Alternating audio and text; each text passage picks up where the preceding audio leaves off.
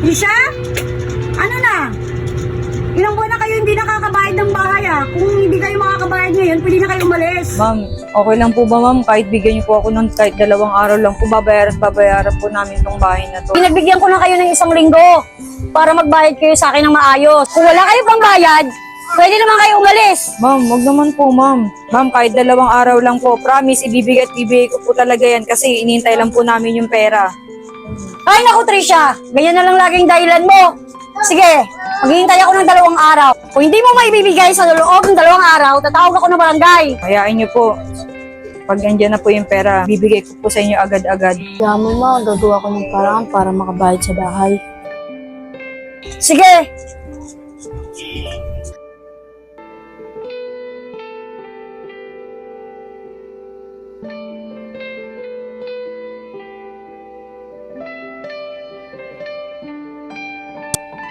Oh, Angela, nandito ka pala. Hindi ka pumapasok ng 2 araw. Yari ka kay ma'am. May problema kasi kami sa bahay eh. Ganun ba? Nahanap ka na kasi ni ma'am eh. Huwag mo sasabihin kay ma'am na magkita tayo Bakit? Saan ba punta mo? Dyan lang, may pupunta lang ako. Sige Angela, dito na ako Ate Jocelyn, Bakit Angela? di pa po naghanap po kayo ng maglalako sa panindan mo?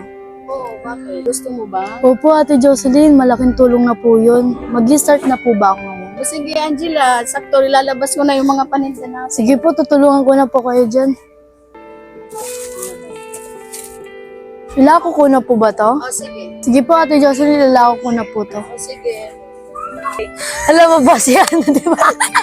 Ay, di ba ako klase mo yun? Saan? Ay no, sinala ko ng itlog. Hoy, Angela! Halika nga dito. Pabili ako ng tinda mo. Puto, tsaka itlog. Magkano ba tong tinda mo? 20, tsaka 10. Ha? Ang mahal naman ng dumi pa. Tignan mo. Mama nga yung pinitsura. Ibili ba kayo o mga asal lang kayo? Hoy, dapat sa susunod pag magtitinda ka, malinis na. Ayos, Pia. Bully ka talaga. Uy, Angela, okay ka lang ba? Hinauwi ka ng mga yon? Huwag na, Gail. Ayaw kasi ng gulo eh. Ako bahala sa'yo. Hindi na, Gail. Hindi, tara. Uy, mukhang nagtawag pa. O ano, ang naghanap pa ng kakampi. Hindi ako bahala sa'yo. Hoy, kayo ba yung umano sa classmate ko? Sakit nun ah. Huwag mo na subukan. Baka gusto mo maulit yan. Tara na nga, Aying. Alis na tayo dito. Pag nakita ko pa kayo dito, manda kayo sa akin. Hey, classmate, tanggalin mo yun na kaya mo sila. Wala yan. Mahilig lang mambuli mga yan. Oo nga eh. Pati itong paninda ko, pinaglaruan nila. Hiya mo na yung mga yun. Mga walang magawa yun. Ano nga pala yung paninda mo? Puto at itlog. Bakit ka ba nagtitinda niyan? Ang totoo niya kasi, Gail. Gusto kong tulungan si mama para mapangbayad sa upa ng bahay. Sa tingin mo magkakasya yun sa pambayad ng upa niya sa bahay? Okay na rin to kahit paunti-unti para makaipon. Alam ko na. Kaya pala hindi ka nakakapasok sa school kasi ganyan pala ginagawa mo. Alam kung kaya mo yan. Sige, dito na ako. Maraming salamat, Gail ah. Sige lang.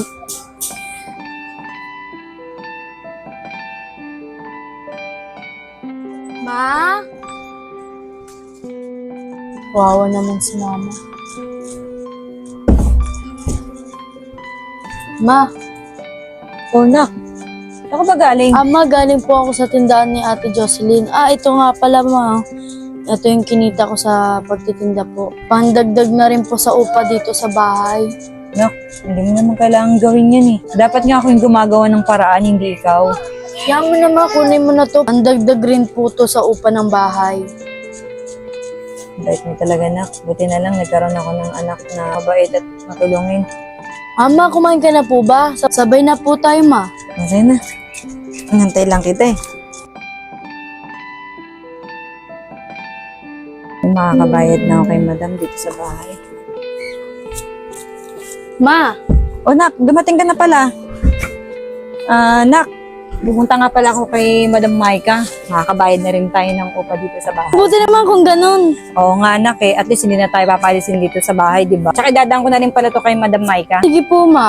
Ma, Magbibihis na rin po ako. Dadaan na rin po ako sa tindahan ni Ate Jocelyn para ilako ko po yung paninda ni Ate Jocelyn. Sigurado ka ba, Nak? Eh, umuulan eh. Okay lang po yan, ma. Hindi naman po masyado maulan. Sige po, ma. Magbibihis na po ako. Sige, Nak. Idaan ko na rin pala to kay Madam Maika. Alam mo naman ugali nun, baka palayasin pa tayo dito. Sige na, magbihis ka na, ha? Sige po, ma'am. I-update ko na lang po kayo kapag hindi po nabayad si Trisha sa upa na bahay, kayo na po doon titira.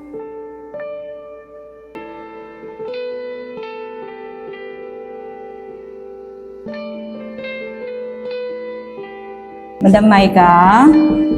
Madam Maika? Parang may tao. Madam Maika? Oh, Trisha, naparito ka. Madam, ito nga po pala yung bayad namin sa upa.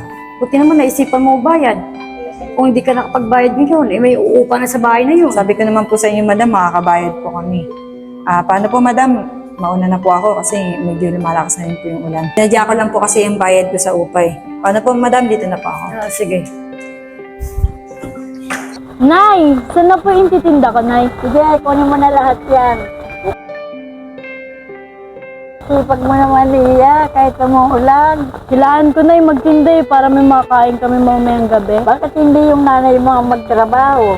Nag-up naman po siya ng trabaho kaso wala po siya makita. Sige na, tinda mo na yan para maubos na. Sige na, salamat. Sige.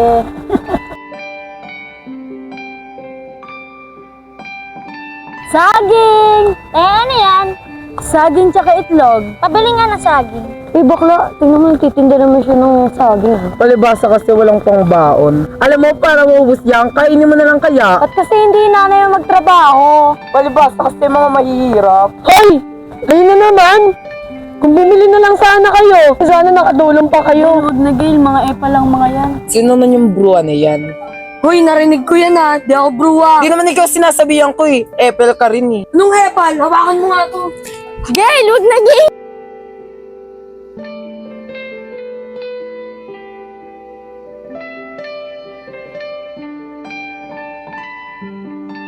Punyeta ka, sinira mo yung beauty ko. Wala naman sisiraan sa'yo ah. Babawi ako, pangit mo. Ay, pati nabihan na buwa. Tigil, ang galing mo ah. Siyempre. Ginano yung ganon mo ah. Ako sa'yo. Ano nga, kunin natin yung paninda mo.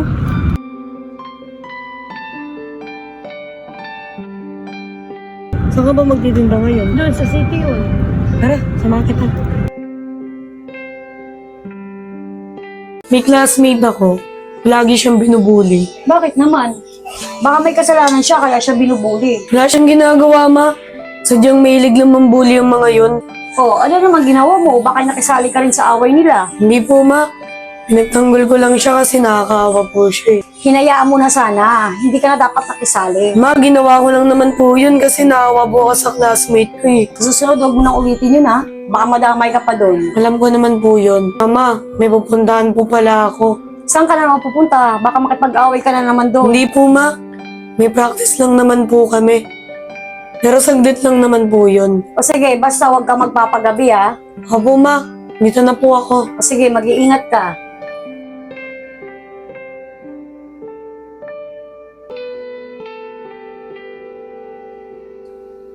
Anak, ikaw na muna bahala dito sa bahay, ah. O, ma, saan ka pupunta? Susubukan ko kasi uli mag-apply ng trabaho, eh. Ma, huwag na kaya. Kaya ko nang magtrabaho habang nag-aaral eh. Nak, hindi pa naman yan sapat sa pang-araw-araw natin at pambayad dito sa upa ng bahay. Kakayanin ko naman po ito, ma eh. Gusto ko lang po makatulong. Ang bait mo naman, Nak. Napakaswerte ko na ikaw yung naging anak ko. Kayo din po, ma. Sorry din ako dahil kayo yung naging nanay ko. Drama na natin, Nak. Naalala ko lang po kasi yung dating payo niyo po sa akin na maging mabuti at magalang. Di ba sabi niyo po sa akin yun? Hindi mo pa rin talaga kanalimutan yung mga payo ko sa'yo. Siyempre naman po, ma. O paano, Nak? Maghanap na muna ako ng trabaho, nagbabakasakali lang. Mali mo, matanggap ako, di ba? Sana po, ma, matanggap po kayo sa papasukan niyo. Iyaan niyo, ma, pagdadasal ko kayo. Ikaw talaga, Nak. O paano, Nak? Maiwan na muna kita dito, ha? Sige po, ma, mag-iingat po kayo.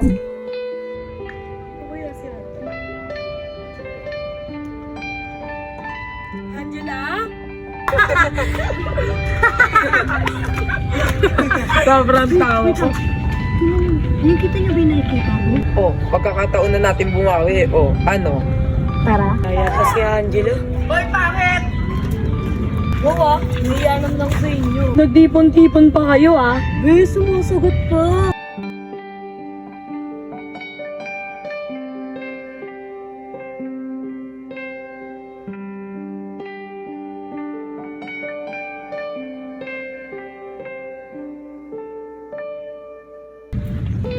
Teka, parang may nag-aaway doon ah.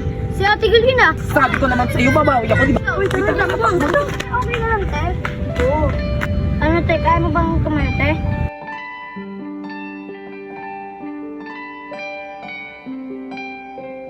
Jordan, huwag mong papalam kay mama yung nangyari, Sige po, te.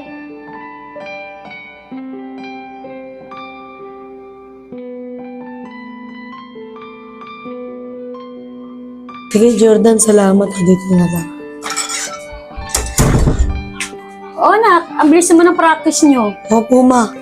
Teka, ano nangyari sa mukha mo? Ba't ang dami ng kalmot? Siguro nakikipag-away ka na naman, no?